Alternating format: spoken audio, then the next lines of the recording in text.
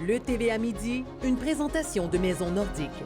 Obtenez une soumission rapide en ligne dès maintenant à maisonnordique.com. En manchette aujourd'hui, coup d'envoi pour les travaux d'électrification à Kilchissakik et Rwanda relance son centre multisport. Le TVA Nouvelle Midi commence maintenant.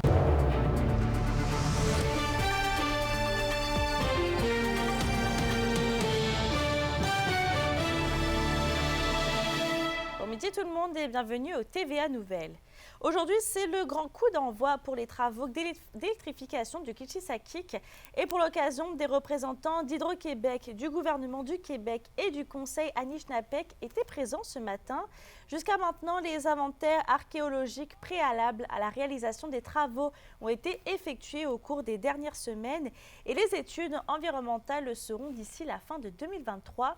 Le débasement d'une partie du tracé est amorcé, de même que les étapes de conception et d'ingénierie qui devraient être achevées d'ici quelques mois. On rappelle que l'annonce de brancher la communauté au réseau électrique avait été faite en mai 2022. L'objectif est de le faire d'ici 2025. Et on se retourne du côté de Rwanda maintenant. La ville relance son projet de centre multisport. 5 ans après avoir essuyé un refus de financement de la part du Québec, l'administration municipale va déposer d'ici quelques semaines une demande de financement au gouvernement du Québec par l'entremise du nouveau programme d'aide financière du sport, du loisir et du plein air.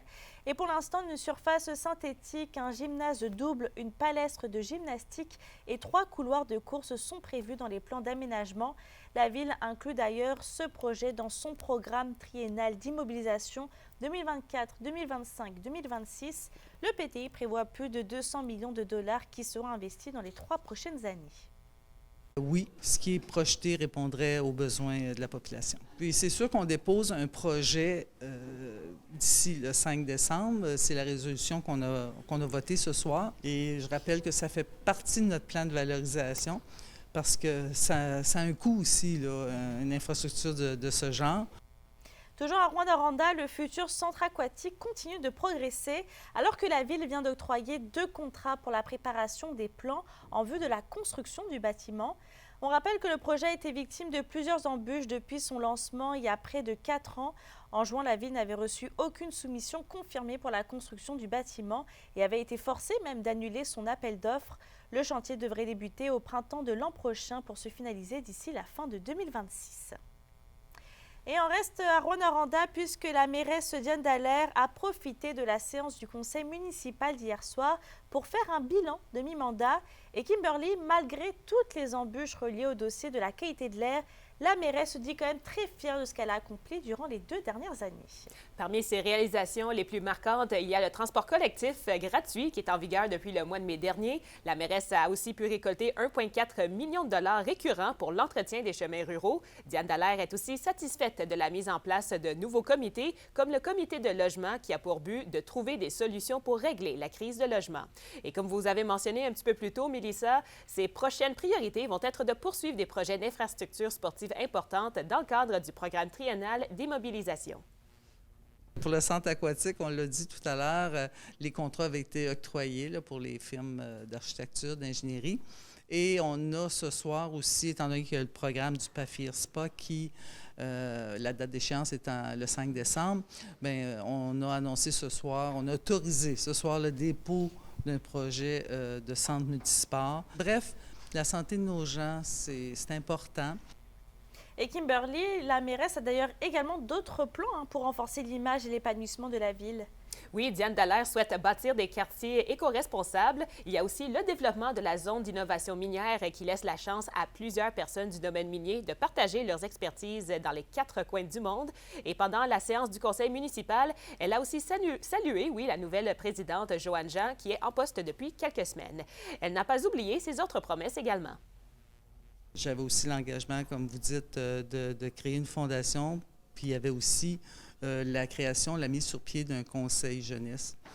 Puis il y a du travail qui se fait. Comme je vous dis, avec le dossier de la fonderie, le temps nous manque des fois, mais avec le conseil jeunesse, on a déjà des discussions avec le centre de services scolaires. Et j'ai des discussions aussi pour la mise sur pied d'une fondation, mais c'est pas simple. Mais on continue à... Mon but, c'est de réaliser mes engagements. En demandant si la mairesse compte se représenter à nouveau en 2025, Diane Dallaire a répondu qu'il reste, qu'il est encore trop tôt pour confirmer, mais elle va tenir la population au courant en temps et lieu. Donc, je reviens avec un reportage complet ce soir au TVA de 18h. Merci, Kimberly. Au plaisir. La question du jour TVA, une présentation de Mobilier Bélan qui vous offre depuis plus de 50 ans un service de qualité et un grand choix de matelas, mobilier, électro au prix compétitif que vous recherchez. Et à la question du jour, on vous demande jusqu'à présent, êtes-vous satisfait du travail de votre maire ou mairesse de votre municipalité? Pour voter et commenter, rendez-vous au tva-abitibi.ca. Et on passe à un autre dossier. Le gouvernement Legault va accorder une aide supplémentaire de 16 millions de dollars à la Sopfeu.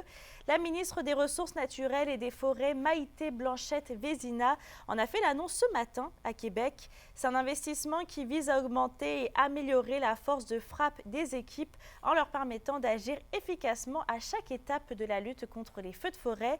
Une somme de 200 millions de dollars pour le reboisement avait aussi été annoncée la semaine dernière lors de la dernière mise à jour économique. 2 consultations publiques vont avoir lieu dans les prochains jours, à commencer par la MRC de la Vallée de l'Or qui convie la population à assister à la présentation de son plan régional sur les milieux humides et hydriques le 23 novembre prochain. La séance d'information et de consultation citoyenne va se tenir en ligne dès 18h30 et ce sera aussi l'occasion pour la population de se familiariser avec le PRHMM, un outil de planification pour la sauvegarde des milieux humides et hydriques. Il va aussi y avoir la compagnie Neurascon qui va tenir demain une consultation publique à Rouyn-Noranda après avoir consulté la population de Val-d'Or en octobre dernier et avoir essuyé un refus du conseil de ville pour l'aménagement d'une gravière sur le chemin de la Baie-Carrière.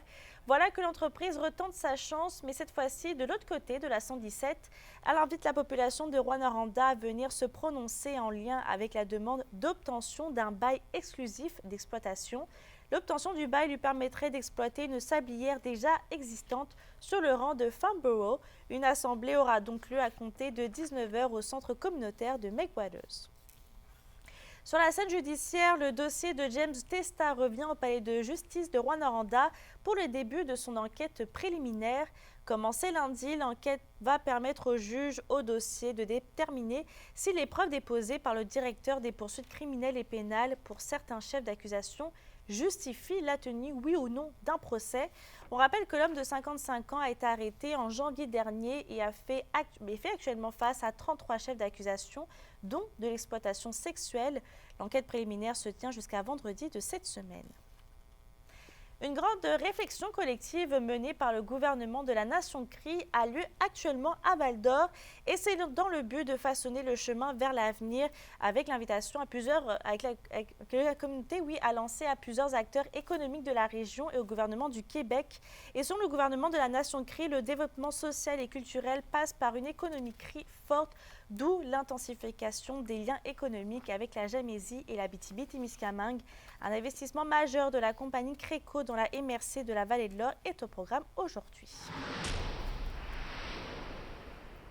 La campagne de recrutement de l'opération Nez Rouge bat son plein. La population peut toujours s'inscrire pour être bénévole lors d'une soirée de festivités. Du 24 novembre au 31 décembre prochain, des milliers de personnes volontaires vont offrir des services de raccompagnement à travers la province. Et pour inciter la population à s'inscrire avant le début de la campagne de raccompagnement, Point S Canada, en collaboration avec Yokohama, offrira aux bénévoles s'inscrivant avant le 24 novembre la chance de gagner un des 4 ensembles de pneus posés et balancés d'une valeur maximale de 1 200 $ chacun.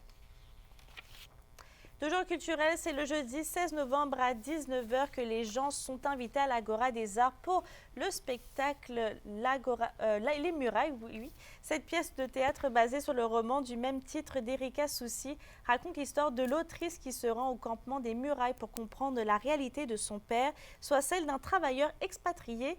Une pièce que le directeur artistique de l'Agora des Arts, Adam Fauché, se fait un plaisir de présenter pour sa réalité qui touche notre région. La constance devant le filet de William Rousseau des Huskies lui vaut une place sur l'équipe de la semaine de la Ligue junior majeure du Québec. En 2 rencontres, le 6 et le 12 novembre dernier, le gardien a mené deux fois la Meute vers la victoire. Il comptabilise un pourcentage d'arrêt de 0,967 et a une moyenne de buts alloués de 0,76. Le prochain match des Huskies de Rouyn-Noranda est ce vendredi à l'Arena Glencore contre les Voltigeurs de Drummondville. Toujours dans le monde du hockey, les Forestiers reviennent à Amos avec une victoire et une défaite. Les hommes de Sean Lanou étaient en action samedi du côté de Trois-Rivières pour y affronter les Estacades. Et malgré une chaude lutte, la troupe amossoise s'est inclinée 4-3. Ils avaient toutefois la chance de se rattraper dimanche dans un match revanche contre ces mêmes Estacades. Les Forestiers n'ont laissé aucune chance à l'équipe Trifluvien et ont remporté la victoire par la marque de 5-1. Et on reste chez les Forestiers d'Amos pour une triste nouvelle. Charlie Washi-Panabo n'est plus ancien joueur des Forestiers d'Amos et membre d'importants de la communauté de hockey de l'Abitibi-Témiscamingue. Ce dernier s'est éteint dimanche soir à l'âge de 41 ans. Il était membre du conseil d'administration de Hockey Canada, Hockey Abitibi-Témiscamingue, et figure iconique du hockey dans la nation Cri et sa communauté de Chisasibi. Pour une nouvelle importante à nous communiquer, contactez-nous nouvelles au pluriel à commercial-rncmedia.ca par téléphone 1-866-463-4636 et notre site web tvaabitibi.ca.